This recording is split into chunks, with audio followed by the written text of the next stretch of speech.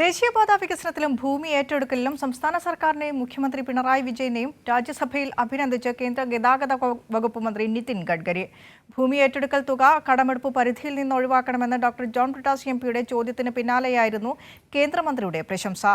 വിഷയം ധനമന്ത്രിയുമായി ചർച്ച ചെയ്യാമെന്നും നിതിൻ ഗഡ്കരി ഉറപ്പു നൽകി.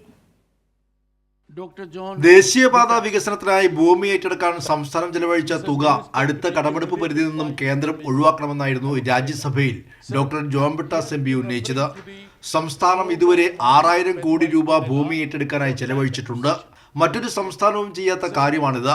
ഈ കാര്യത്തിൽ കേന്ദ്ര ധനമന്ത്രിയിൽ നിന്നും ഉറപ്പു ലഭിക്കണമെന്നും ഡോക്ടർ ജോൺ ബ്രിട്ടാസ് എംപി രാജ്യസഭയിൽ ആവശ്യപ്പെട്ടു. Kerala gave 6,000 crores for the acquisition of land which no other state put it. Sir, I concur with him that suppose he impress upon his colleague, the finance minister, if this loan is not included in the debt ceiling, we will be ready to provide more money for the acquisition.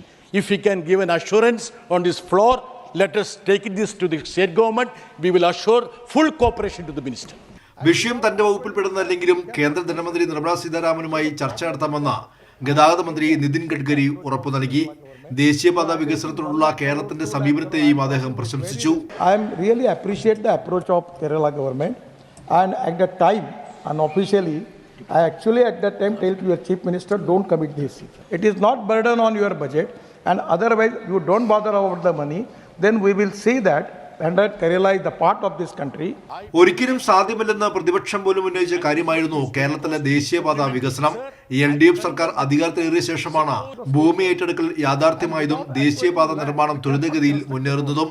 ഈ വികസന കാഴ്ചപ്പാടിനെയാണ് രാജ്യസഭയിൽ കേന്ദ്രമന്ത്രി തന്നെ അഭിനന്ദിച്ചത്. Kairali news, Delhi.